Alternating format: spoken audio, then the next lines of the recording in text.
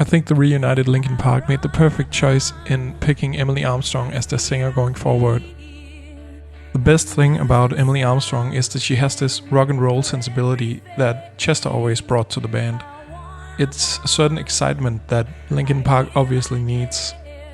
Mike Shinoda has been putting out music in the years following Chester's death, and while some of the songwriting is great and very Linkin Park, it never really resonated that big out there.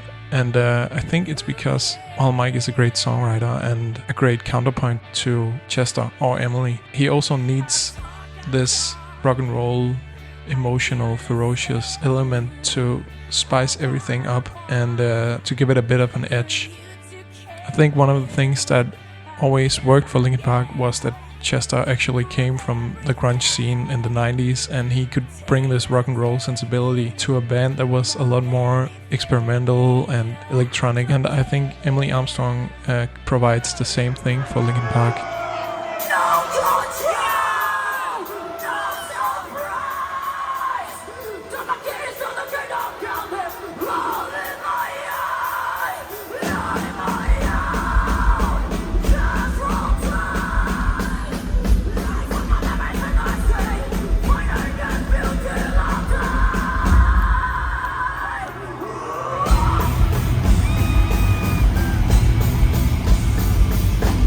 This really became more and more clear to me when I was watching these 5 arena shows that they've been playing on the From Zero World Tour.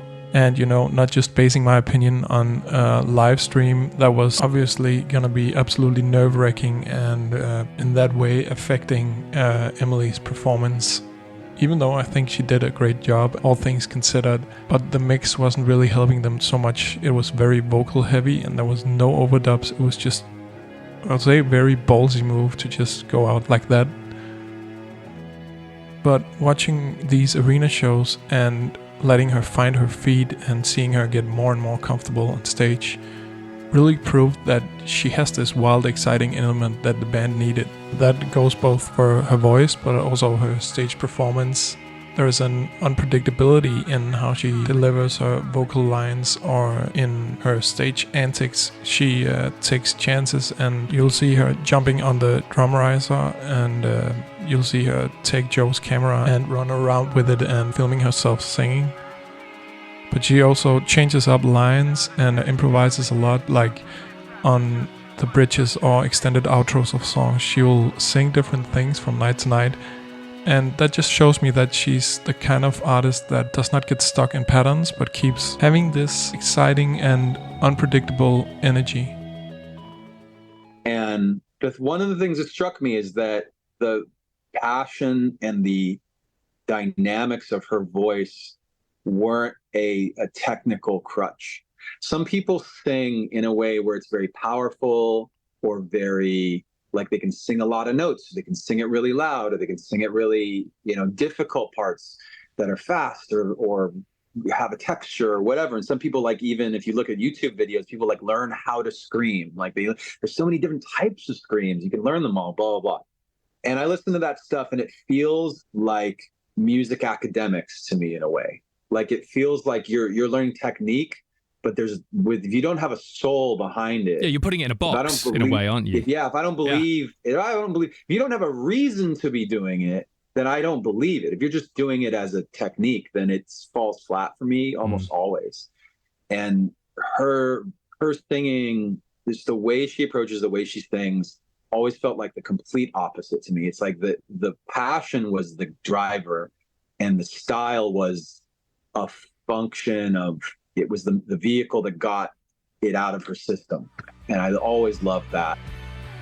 When it comes to her voice, what I like about it is that it's not so focused on technique. She doesn't go into some technical fry scream or false chord engagement where the whole dynamic of her voice changes. There are loads of these singers on YouTube and in bands who have this perfect technique and who might have been very safe choices. But what I also liked about Chester was that he was using his own voice in a way. He was just pushing his voice. It didn't sound like technique. Again, because he came from this 90s pre-YouTube internet kind of thing where they just figured it out on their own by pushing themselves. And not unlike that, Emily Armstrong also paid her dues, playing in a rock band for years and years, just like Chester did when he entered Linkin Park. And I think that's the way she learned how to sing the old school way, out on the road, being a front person and developing her skills that way. And as many people have noted, her voice is getting better and better show for show, while she absolutely nailed the raspy choruses that Chester used to do right from the beginning. I would say that the big screaming bridges are also getting more and more convincing. I'm just happy that they chose someone who is a true original, someone who has this star quality factor, and not someone who's a creepy imitator or someone who has all the right technique but doesn't really have the personality or the excitement.